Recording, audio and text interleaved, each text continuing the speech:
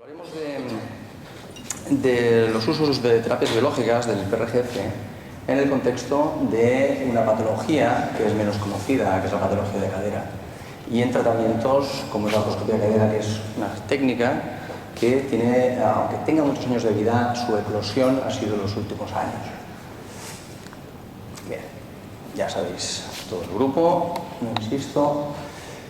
El deporte en general en nuestra sociedad es una parte importante, una parte que pertenece al ámbito social y que esto a veces nos trae problemas.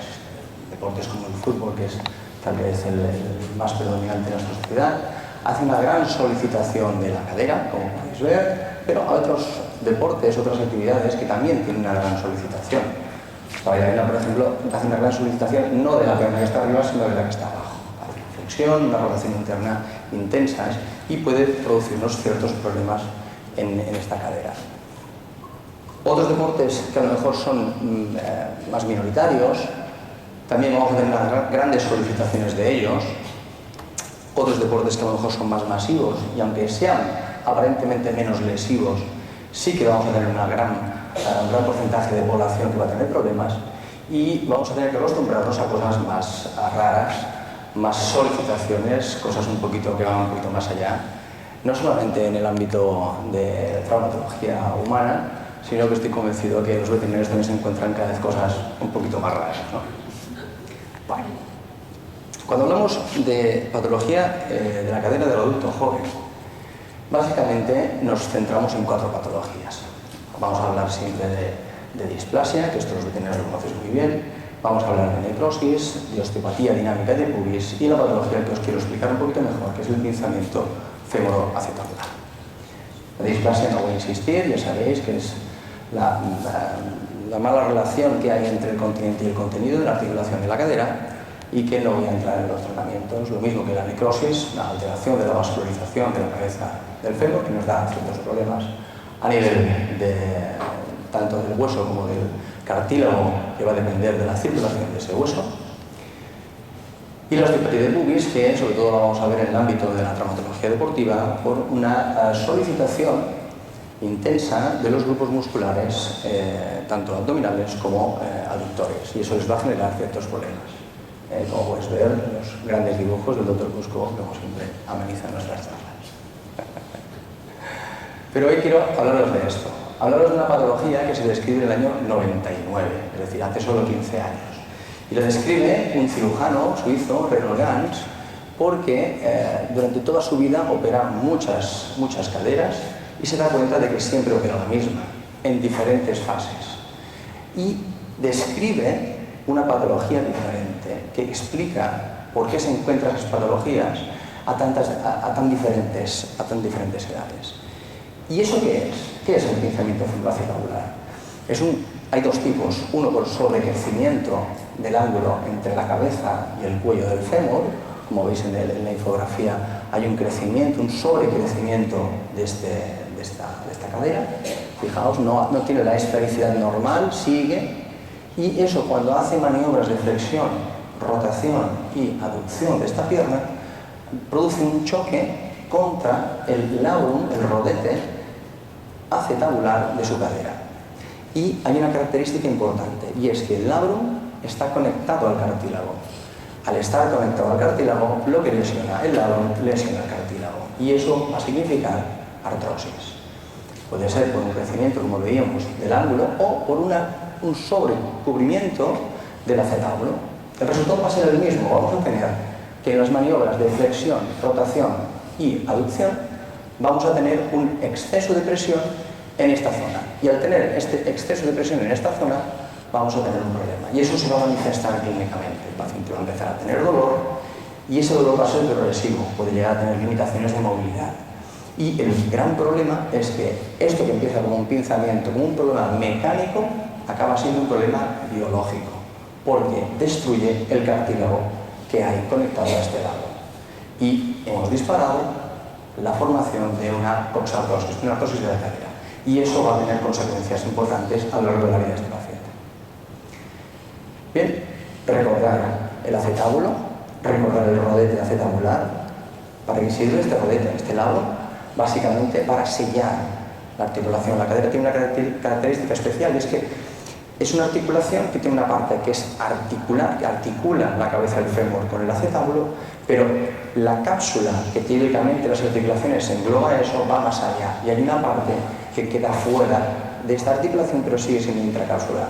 Por tanto, el labrum separa esas dos zonas, sella esa articulación, permite que el líquido sinovial corra por dentro y mantenga, si se altera, de alguna manera favorezca los procesos artrósicos. Las lesiones del labrum y la alteración de este líquido sinovial puede favorecer la aparición de artrosis en estas caderas. Muy bien, veamos cómo es el labrum normal. Esto es una artroscopia, hemos abierto esta cadera, hemos separado la cabeza del fémur del acetábulo y palpamos este lado. Fijaos que es una estructura muy blanda, es una estructura que yo siempre la comparo con la parte de arriba de la oreja. Si esto que es la parte de arriba de la oreja, esa es la forma, a todo el mundo sabe la oreja, ¿no? Pues realmente tiene esa textura cuando la tocas en esto. Entonces, quedamos con esta imagen, sobre todo esta que es superior, porque luego veremos las patologías, veremos cuáles son los labrums que están anormales y entenderéis por qué es importante. Fijaos, este es el labrum y esto es el cartílago que se conecta a este labrum. Y esto es muy importante, es lo que llamamos el espacio contralabral. Cuando hablamos de lesiones contralabrales, es la madre del problema. En este caso, fijaos cómo quitamos la tracción y dejamos que la cadera, la cabeza del fémur vuelva a su sitio, y esta sería la posición normal. Pensar esta zona, fijaos, el labrum y esto es la cabeza del fémur. Esto es una extensión, cuando empieza a flexionar es cuando empieza a pinzar. Muy bien. La estructura del labrum está vascularizada, evidentemente. La vascularización viene mayormente por una circulación radial que llega hasta ella, y tiene las lesiones se producen habitualmente por microtraumatismos. El movimiento que os explicaba antes, la flexión, las rotaciones repetitivas, van produciendo un traumatismo que acaba rompiendo este labrum o el espacio contralabral. Pero, curiosamente, siempre se produce en el mismo sitio. Fijaos, en las series más largas, más del 96% de los pacientes tienen siempre lesiones en el cuadrante supraexterno. Y esto no es casualidad, sí que mecánicamente es lógico que se produzcan en esta zona, que es donde chocan más, pero ojo que también es donde se produce un cambio histológico. El labrum en esta zona es diferente que el resto. La disposición histológica de las fibras es perpendicular y favorece que en los cambios, en los cizallamientos, se llegue a romper ahí. Es decir, hay una justificación no solo anatómica desde el punto de vista mecánico, sino histológica, que favorece que haya una lesión en este punto. Bien, ¿y cuántos pacientes tienen estas lesiones? ¿Cuál es nuestra incidencia de lesiones? Realmente es seguramente más de la que nos imaginamos. No hay estudios que hayan calculado esta epidemiología, pero se calcula que es bastante frecuente, sobre todo en gente que tiene solicitación alta de esta cadera. Lo que sí sabemos es los que tienen problemas de pinzamiento, cuánto tardan en ser diagnosticados. Y sabemos que la media casi llega hasta los 2 años. Es una patología poco conocida, es una patología poco diagnosticada y por tanto que muchas veces no se piensa. Ya no pensar en ella se tarda en diagnosticarla. El número medio de consultores que hace un paciente es de 3,3. O sea, os podéis hacer la idea de que a los pacientes les cuesta saber. Y curiosamente no es difícil de diagnosticarla. La mayor dificultad es conocerla.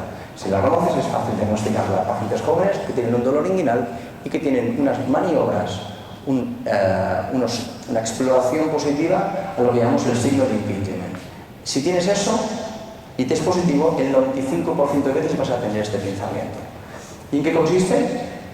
Evidentemente vamos a hacer artroscopias, resonancias para llegar al diagnóstico, pero simplemente es esta exploración. Este es un paciente que tiene una lesión de pinzamiento femoroacetabular, ya ha llegado a la fase de bloqueo, fijaos, tiene una flexión de 100 grados. De todas maneras, si tuviera mayor flexión, al hacer esta flexión, el paciente se quejaría de dolor, y el signo es simplemente la maniobra, es flexión, rotación interna y aducción. La combinación de las 3 maniobras es lo que nos dará esta maniobra de impingement. Si es positiva, es decir, si el paciente tiene dolor, es lo que nos orienta hacia la lesión del pinzamiento femoroacetabular. Y siempre va ahí es donde va a tener dolor, no en el pubis, no en el tendón, ahí es donde va a tener el dolor.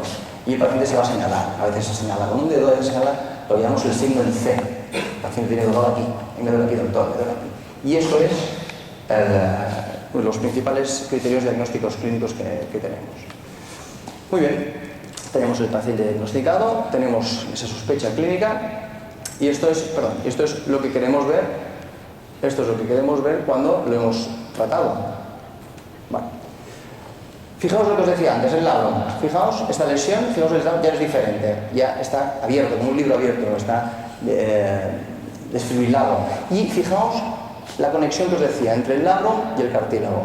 Se lesiona el labrum y levanta capas. Pensad que el labrum es como una pasta de hojaldre, se va abriendo y esas capas que abren también levantan el cartílago. Si vamos a ver qué pasa con este cartílago, fijaos. Esto es lo que pasa, cuando impacta la cabeza del fémur en este lado, va levantando esa zona y esa zona se va levantando, el cartílago va levantándose y se va despegando del hueso al cual le nutre.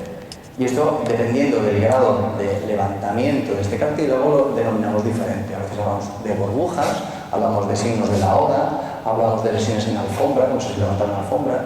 Todos son descriptivas para definir que ya este pinzamiento ya no está en la fase en que está lesionando el labrum, sino que está alterando el cartílago. Y aquí es cuando empezamos a hablar de diferentes grados de artrosis.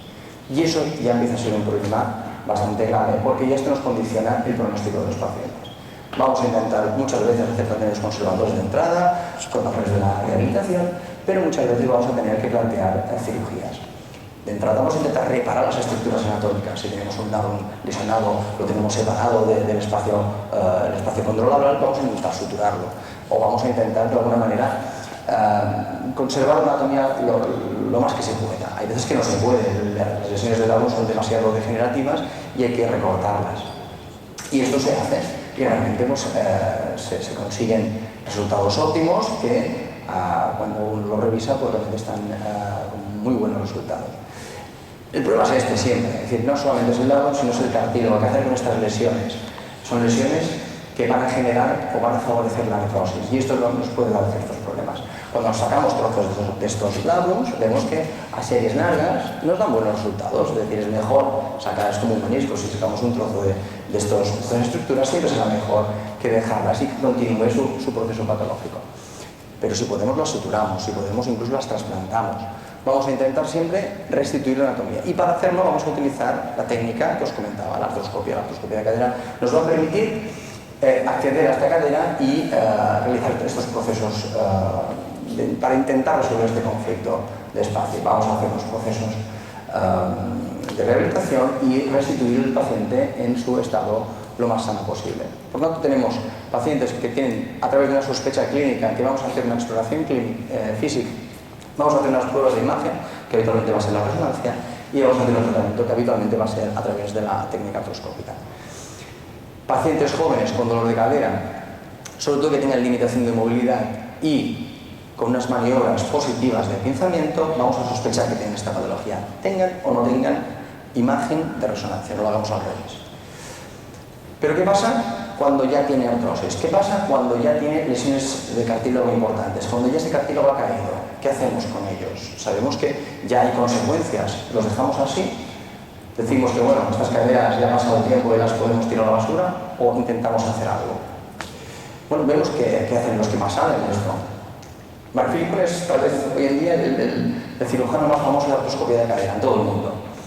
Y sus tasas de recuperación, de return to play, de deportistas que tienen esta lesión y vuelven a jugar es de más del 90%. Pero ojo, este que es tan bueno dice que cuando hay lesiones de grado 4 de cartílago, esa tasa baja al 50% solamente. O sea, los mejores resulta que solo el 50%, recordad, grado 4, exposición de hueso subcontral, es decir, hueso pelado. ¿Y qué dice más gente? Gente que sabe, bueno, pues realmente los factores de supervivencia cuando llegan a una artroscopia de cadera, estas caderas, ¿acaban en prótesis o no acaban en prótesis? ¿Vale la pena hacer la artroscopia o no vale la pena hacer la artroscopia? Pues Chris Larson, por ejemplo, habla de que no, depende del estado del cartílago, pues si el cartílago está mal, pues va a tener mal resultado. Incluso Filipon dice, no, si el espacio que hay en esta articulación de cadera, si es menor de 2 milímetros, el riesgo de tener que poner una prótesis a este paciente se multiplica por 39. Y si encima este paciente tiene más de 40 años y asumo que va a tener ciertos problemas de cartílago, el riesgo de tener una prótesis se multiplica por 3,6. Es decir, parece que la cosa no está muy fácil. Muy bien.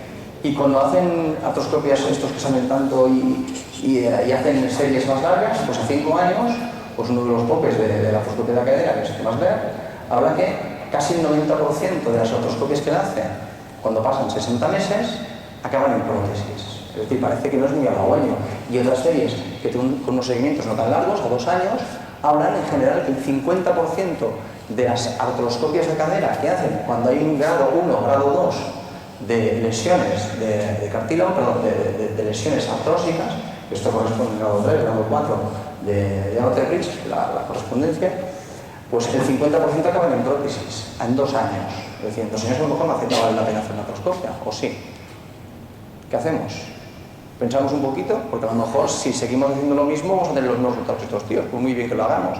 Y si hacemos cosas diferentes, ¿no? Decía Einstein, si usted quiere resultados diferentes, haga cosas diferentes.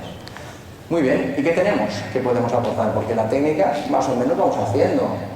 Ya tenemos estos pacientes que tienen problemas de pinzamiento. Fijaos que el espacio es pequeño. Estas caderas muchas veces, muchos compañeros nuestros directamente las enviarían a hacer una prótesis. Pero claro, muchas veces hablamos de pacientes de 30 años, 35, 40 años. Es difícil plantear a un paciente de esta edad ponerse una prótesis con todos los chirus que esto produce.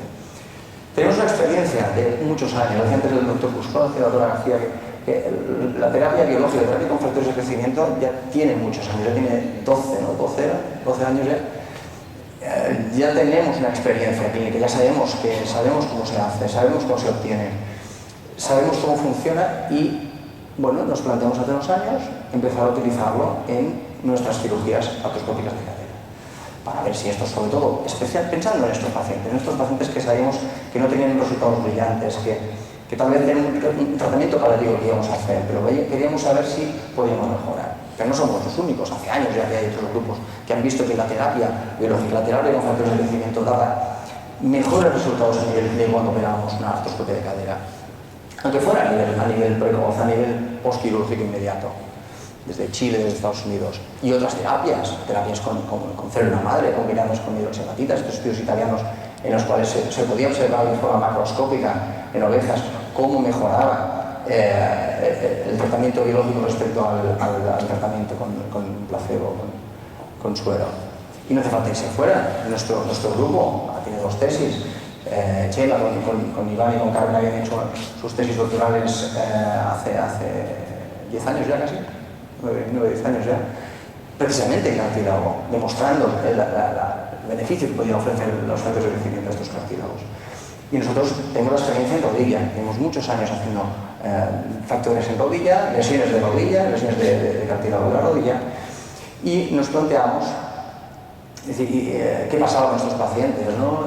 Estudios clínicos, doctor Aguán, la tesis doctoral del doctor Vaquerizo, estudios no solo nuestros, sino del grupo de Vitoria, grupo italiano, que realmente veían cómo mejoraba, cómo los pacientes tratados con factores de crecimiento clínicamente iban mejor.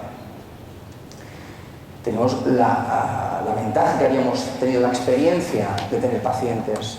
Este es un vídeo que ya hemos enseñado otras veces, pero que realmente es muy ilustrativo de cómo lesiones de cartílago de espesor completo, tratadas de forma estándar, con microfracturas, estabilización del foco del cartílago, tratadas con factores, que hemos tenido oportunidad de hacer artroscopias al cabo de un tiempo, en este caso a los 2 años, como había crecimiento de cartílago. En este caso no, pero otros casos que hemos obtenido muestras de este cartílago, podíamos observar que a nivel microscópico el tejido que se formaba era algo muy parecido al cartílago. Siempre me gusta decir que es cartílago, pero realmente cuando se lo ponías al patólogo no te era capaz de diferenciar el cartílago normal de esto, con lo cual ahí está el tema. Muy bien, entonces ¿qué vamos a hacer? ¿Lo hacemos?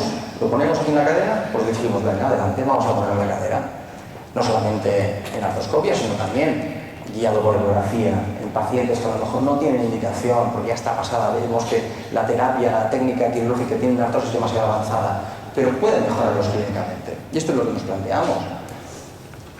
El grupo de Vitoria, Miquel, ya habían publicado hace un par de años que el tratamiento con infiltraciones en la cadera podía mejorar a estos pacientes, y no solo ellos, en otros grupos a nivel mundial ya también. Hace 2 años, lo que hicimos fue revisar qué pasaba con las artroscopias de cadera que tenían cierto grado de artrosis 2 años después, un follow-up de 2 años, y lo que analizamos fue qué habíamos hecho. Muy bien, pues de abril de 2011 a abril de 2012, es decir, 2 años y medio después, recogimos de forma retrospectiva qué había pasado, qué habíamos operado. Pensar que los tonis cero, los pacientes operados por artroscopia de cadera tonis cero son los que no tienen aparentemente a nivel radiológico ningún tipo de lesión artrósica. Los tonis 1 sí, ya empiezan a tener lesiones que llamamos grado leve, y tonis 2 serían aquellos que hablábamos, los que estaban en el límite, aquellos que hablábamos que tienen menos de 2 milímetros, aquellos que los expertos en artroscopia de cadera ya dudaban si valía la pena o no operarlos. Nosotros, este grupo lo operamos, decidimos hacer terapias biológicas y ver qué pasaba con ellos. Ver si estos pacientes, como decían los grupos, a los 5 años el 90% ya están con una prótesis, o a los 2 años más del 50% están con prótesis. Pues veamos qué pasa con ellos. Porque resulta que 2 años después, pues estos que iban tan mal, pues sí, hay un 30% que están con prótesis, un 30% de este subgrupo. Pero del tonis 1, que también hablaban que le iban bien, solo un 4% tienen prótesis, y del tonis 0 ninguno, que era lo previsible. ¿Y cómo están clínicamente? Pues vemos que los niveles de dolor han bajado espectacularmente. Vemos que los niveles, los resultados funcionales específicos de cadera han mejorado con diferencias muy significativas. Vemos que el nivel de Harris, que es el período de la cadera, mejora mucho, más de 40 puntos. Vemos que los niveles de función medidos por el WOMA, que mide el dolor, mide la rigidez, mide la capacidad funcional, han mejorado significativamente. Incluso los test de calidad de vida físico mejoran, el mental no. Ya podría pasar también, pero bueno, en este caso no. Y si los comparamos con las 6 estrellas, recordemos, 90% prácticamente a los 5 años prótesis de cadera después de una artroscopia de cadera en pacientes con artrosis, resto de series que hagan a los 2 años más del 50%, pues tenemos esto, que un 11%, efectivamente tenemos que ver prótesis, 11 respecto a 50, y un 80% más del 80% de los estéticos que pasan los cosas funcionales. Eso es lo que tenemos hasta ahora. ¿Y qué tenemos que hacer? Pues como dice el filósofo del fútbol, porque Valdano, como el éxito solo viene antes del trabajo en el diccionario, hay que seguir trabajando, hay que seguir investigando. Tenemos terapias nuevas, tenemos factores, tenemos células, ver qué pasa en el futuro y ver qué podemos sacar y hay que mejorar esas cosas. Muchas gracias.